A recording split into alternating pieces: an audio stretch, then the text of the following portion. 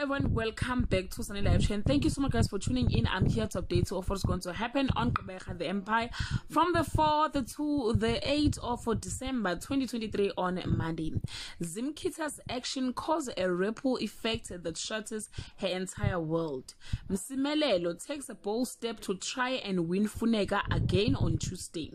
Zimkhitha unravels at the hand of her evil deeds. The Mxenge children bond over their grief. The tragedy reunites the Mukwetos or Makwetos on Wednesday. Msimelelo moves back home but is still not sure what that means for their relationship.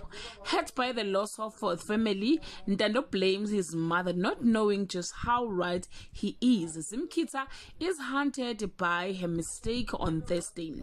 Zimkhitha is losing her mind. Notle tried to drown her sorrows with alcohol. Msimelelo misses his departed dear friend on Friday. Zimkhitha's guilt continue to haunt her. Notle is not handling the end of her marriage well. An unexpected mourner interrupt proceeding at the wake. Well guys, that's all I have for today. You can leave your comment below and share your opinion. Bye.